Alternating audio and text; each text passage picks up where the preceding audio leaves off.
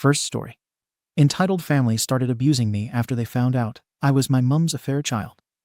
Siblings bullied me, let me starve, physically assaulted me, and locked me for days in a basement. So I ran away at 15, exposed them, and got them arrested. Now, 15 years later, they showed up wanting to reconcile, claiming they changed. I 30F ran away from home when I was 15. And now, after all these years, I'm terrified that my past is catching up to me.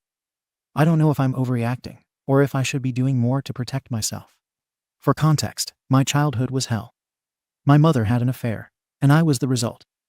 My father didn't find out until I was 10, and when he did, it was like a switch flipped. One day, he was strict but distant.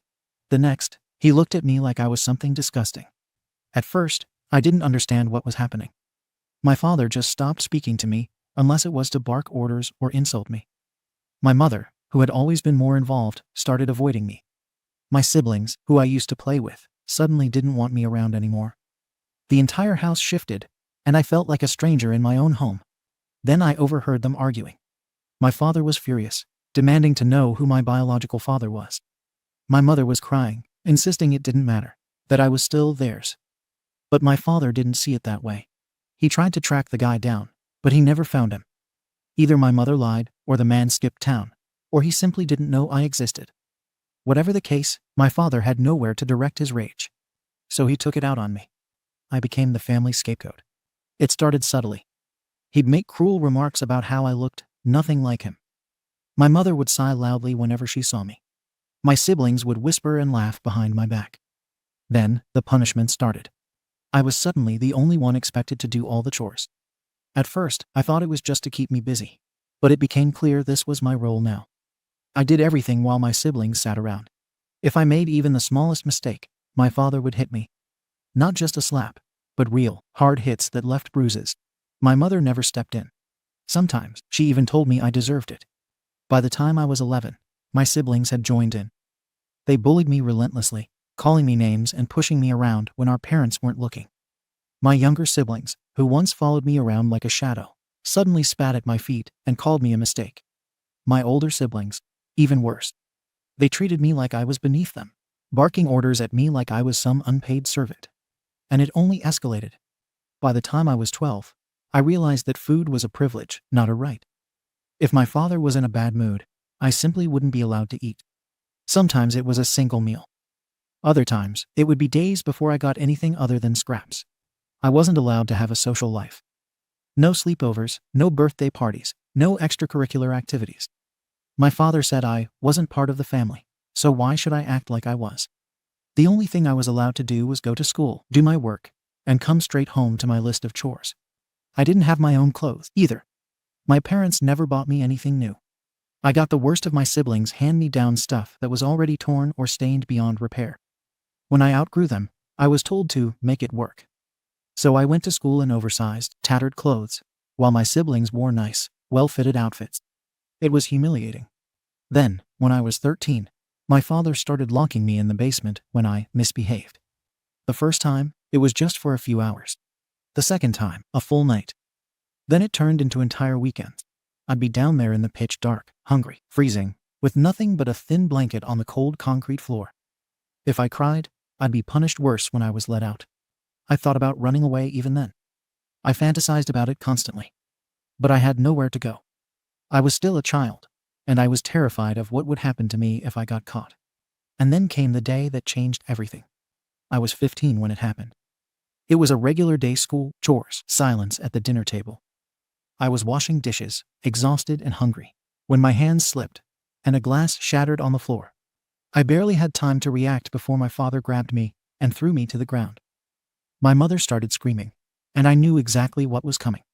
But something inside me snapped. I don't remember my exact words, but I finally said what had been burning in me for years. Something along the lines of how I wasn't the one who cheated. I never asked to be born. This was my mother's fault, not mine. The second I said it, the whole room went silent. And then, they lost their minds. My father hit me first. Then my mother. Then my siblings. This wasn't like the usual punishments. They weren't just hitting me to discipline me, they were all attacking me at once. Punches, kicks, hair pulling, slaps. I was on the ground, trying to protect my head. But they didn't stop. My ribs, my back, my arms, every part of me felt like it was on fire. I thought they were going to kill me. Then, somehow, I managed to get free. I don't know how. I don't remember if I scratched, bit, or kicked my way out. But suddenly, I was running. I bolted out the front door, sprinting down the street with no idea where I was going. I heard them screaming after me, but I didn't stop. Not until my neighbors saw me and stopped me. I must have looked like a horror movie victim, bloody, bruised, limping. A woman gasped, someone else yelled, and suddenly, people were rushing towards me. Then came the sirens. I don't remember much after that. I was in so much pain, I passed out before they even got me into the ambulance. That night was the last time I ever saw my family. After I passed out, I woke up in the hospital. My body ached all over, bruises, cuts, a swollen face. A nurse was there when I opened my eyes, speaking softly, asking if I needed anything. It threw me off because I wasn't used to kindness. I barely knew how to react. CPS got involved immediately. Social workers and police officers interviewed me, took pictures of my injuries, and went through my medical history. I don't think I fully processed what was happening. I just sat there, answering their questions in a daze. My parents were arrested. My siblings were removed from the home. My oldest sibling, who had just turned 18, somehow convinced authorities they weren't involved. They avoided jail and were granted custody of my other siblings. I was placed into foster care. I thought I had a chance to escape, but I quickly learned that foster care wasn't always the fresh start people imagined. My first placement wasn't bad. The foster mom, Margaret, was in her late 50s, a widow who had been fostering for years. She wasn't warm exactly, but she wasn't cruel. She gave me my own space, let me eat whenever I wanted, and didn't expect me to earn my place. Margaret had a few other foster kids, and we all just coexisted. It wasn't perfect, I still had nightmares, and I struggled to adjust to normal life, but at least no one hit me. No one screamed at me for existing. Unfortunately, Margaret's health declined. She had ongoing medical issues, and a few months in, she made the difficult decision to stop fostering. I understood, but I was scared to leave. Even though I hadn't been there long, it was the safest I had ever felt. Then I was placed into another home. The second home wasn't abusive, but it wasn't great either. The foster parents, John and Lisa, were in their late 30s. They had no biological kids and seemed okay on paper. But they didn't actually want to parent. They fed me, gave me a room, and that was it. They barely spoke to me unless it was to tell me the rules. There were no check-ins, no conversations, and no effort to help me adjust. I was just there, a ghost in their home. A few months in, it became clear that they didn't really want a foster kid. They wanted the money that came with fostering, but they had no interest in raising a traumatized teenager. I overheard them talking one night, Lisa saying she didn't think they were cut out for this, John agreeing that it was too much work. 2 weeks later, they told CPS they weren't the right fit and asked for me to be removed. So I was moved again. This time, I was placed with David and Sharon, a couple in their late 40s who had been fostering for over a decade. They had a reputation for being strict but structured. CPS described them as a good, responsible home. That was a lie. From the moment I walked in, I knew something was wrong. The house was immaculate, almost like no one actually lived in it. There were other foster kids, but they all looked exhausted and weary. Then came the house rules. Food wasn't free. You had to earn it. Clothes weren't provided. You worked for them. Hygiene products. Same thing. Breaking rules? Punishments. And the first thing they did, they shaved my head. They claimed it was for hygiene. That some foster kids came in with lice or infections, and it was policy. But I knew the truth, it was about control. I cried. They didn't care. The first CPS check-in happened after about 3 months. I should have told them the truth. That I was starving, exhausted, and terrified. That the foster parents barely acknowledged us unless it was to bark orders. That we were basically child laborers disguised as a foster family. But I didn't. I told the CPS worker that I liked living there. That David and Sharon gave me attention and took care of me. That they fed me well, showed me love, and supported me. Why did I lie? Because I was terrified. I had already been moved twice. I had no idea where they would send me next. At least here, I had friends. I knew it was bad, but I had friends here. My first real friends. And I was afraid that the next place could be even worse. So I smiled, nodded, and convinced the social worker that everything was fine. And just like that, CPS left. I stayed in that house for nearly 3 years. I knew the only way out was to age out of the system. So I focused everything on school. I worked odd jobs when I could, saved whatever money I made, and planned for the day I could finally leave. By the time I turned 18, I had a diploma, a tiny savings account, and a promise to myself. I would never let anyone control me again. The day I left, I hugged Sam, Milo, and Riley goodbye. I promised I'd keep in touch, that I'd help them when I could. Then I walked out and never looked back. At first, I struggled. I was alone, broke, and constantly on edge. I worked 2 jobs, barely slept, and jumped at every loud noise. Therapy helped, but healing wasn't instant. Even years later, I'd have nightmares. I'd flinch when people moved too fast. The scars my family left on me weren't just physical. But I survived. Then, last week, it all came crashing back. I was walking home from work when I noticed someone following me. At first, I thought I was just being paranoid. But then I saw him, a man, holding up his phone, snapping pictures of me. I felt my stomach drop. At that moment, I didn't think. I just reacted. I turned to confront him, but the second I moved, he bolted. I tried to chase after him, but he disappeared into the crowd before I could catch up. The whole way home, my heart was pounding. Who the hell was he? A stalker? A random creep? Or something worse? That's when I remembered my parents were released from prison 3 years ago. I hadn't thought much of it at the time. They never tried to contact me. I figured they had moved on. But now I wasn't so sure. After escaping my family, I had been extremely careful about protecting my identity. I changed my last name the moment I turned 18. I moved across the country. I cut off all ties. I never used social media, never posted photos, and never left any trace of where I was. But I made one mistake. I let my restraining order expire. At the time, I thought it didn't matter. It had been years since I escaped. My parents had been in prison. My siblings never tried to reach out. And I had no reason to believe they'd ever come looking for me. So when the restraining order expired, I didn't bother renewing it. Now, I was regretting that decision more than anything. The morning after the incident, I went straight to the police station. I told them about the man taking pictures of me, about my past, and about how I suspected my abusive family had found me. I asked if I could renew my restraining order. I was told no, because there had been no direct threats, no contact, and no proof that my family was behind this. There wasn't enough justification to grant me legal protection. I was stunned. I told them everything. The officer was sympathetic, but their hands were tied. Without clear evidence that I was in immediate danger, they couldn't grant me another order. I walked out of the station feeling helpless. If it really was my family, I had no legal way to keep them away. Ever since that day, I felt like I'm being watched. Maybe it's in my head. Maybe it's real. But every time I leave my apartment, I feel eyes on me. I check over my shoulder constantly, scanning crowds, looking for familiar faces. At night, I double-check my locks, close my curtains, and sleep with a knife under my pillow. I don't know what they want. Do they want revenge? Do they want to drag me back into their lives? Do they blame me for what happened all those years ago? I don't have answers. All I know is that I'm scared. I guess I just don't know what to do. I can't get a restraining order without proof. The police won't do anything unless something actually happens. And if it really is my family, I have no idea what their intentions are. I don't even know how they found me. I changed everything: my name, my location, my entire identity. The only way they could have tracked me down is if they hired someone or got access to some kind of records. It's been 15 years. Why now? I want to believe I'm just being paranoid. That it was a coincidence. That I'm imagining things.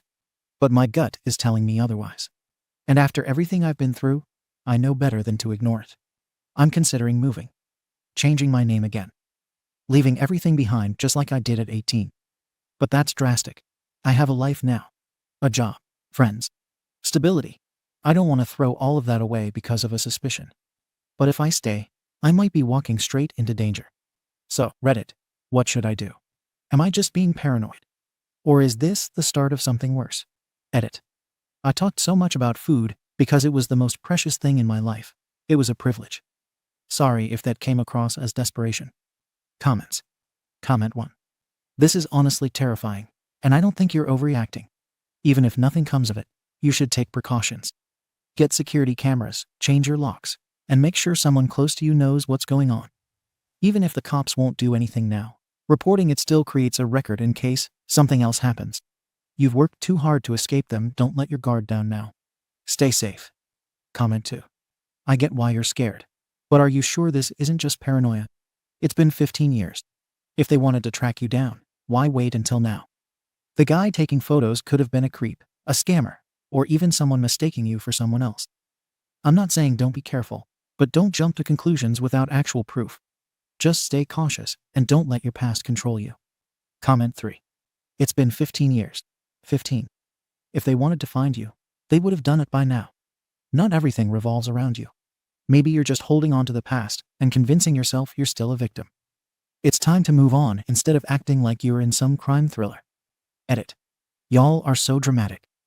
Downvote me all you want. But OP needs therapy, not another runaway plan. Update. Hey everyone. I know it's been a long time since my original post, and I'm sorry for the late update. So much has happened, and honestly, I needed time to process it all. But I wanted to come back and say thank you. Your advice, your support, your warnings, they saved me. I took your suggestions seriously. I installed cameras, changed my locks, and kept my guard up. And it turns out I was right to be paranoid. That man taking photos of me? He was sent by my family. Not long after my post, he came clean. He showed up at my doorstep. It was one of my younger brothers. The last time I saw him, he was a kid, following the lead of my older siblings, bullying me like everyone else. Now, he was an adult, standing in front of me, saying he wanted to talk. I was in shock. I didn't let him inside, but I listened because I needed to know why. He told me he had spent years looking for me. He said he had been too young to understand what was happening back then, and to his credit, he was. He was just a little kid. But hearing him now, talking like we were long-lost siblings just trying to reconnect, made me sick. Then came the real reason he was there. He told me that our parents wanted to reconcile. That they had changed. That our father wanted to apologize. That they all wanted to be a family again. I felt my body shut down. And then he said, "Come with me. I'll take you to them. They're waiting." He sounded like a maniac. He had already decided. He thought he was doing something good. He wasn't lying to manipulate me. He actually believed what he was saying. He spoke about our parents like they were normal, loving people. He genuinely thought they could just reach out after 15 years, and I would come running back, no questions asked. I couldn't breathe. I felt like I was drowning. And then I snapped. I don't remember everything I said, but I know I screamed at him. I shouted every single thing they had done to me. The beatings, the starvation, the basement, the way they treated me like a mistake. I told him how I still had scars on my body and nightmares in my head because of them. He just stood there, like it wasn't real to him, like I was exaggerating. That's when I realized he was never going to understand. I shoved him. Told him to get the hell out. He resisted, kept saying I was overreacting, that I needed to calm down. That's when I grabbed my phone and told him I was recording everything. And if he didn't leave right now, I would take it straight to the police and ruin his life. That worked. He finally backed off, glaring at me like I was the problem, like I was the one being unreasonable. Then he left. And so did I. I didn't stay in that apartment another night. I packed a bag, called my landlord, and told him I needed to break my lease immediately. And God bless him, he understood. He let me leave on short notice, no penalties, no hassle. He even helped me load my stuff into a cab. I stayed in a hotel for a bit, then found a new place. It was rough financially. I had to borrow money from my coworkers just to cover the deposit, but I'm safe now. That's all that matters. And this time, I got the restraining order. I took the footage of my brother at my door, submitted everything to the police, and made sure my name was legally protected again. They can't come near me now. I trusted my gut, and it was right. If I had ignored the signs, if I had let my brother in, I don't know what would have happened. Maybe they would have tried to guilt me into staying. Maybe worse. I don't know what my family will do next, and I don't care. If they try anything else, I'm ready. I'm not scared anymore. What I don't understand is why now. Why, after all these years, do they suddenly care? They had 15 years to reach out, to apologize, to find me the right way. Why now? I don't think I'll ever get an answer, and I don't need one. I just know I'm never looking back. And Reddit? Thank you. You helped me save myself. TLDR. The guy taking photos was my younger brother. He wanted to reunite me with our abusive parents because they wanted to apologize and be a family again.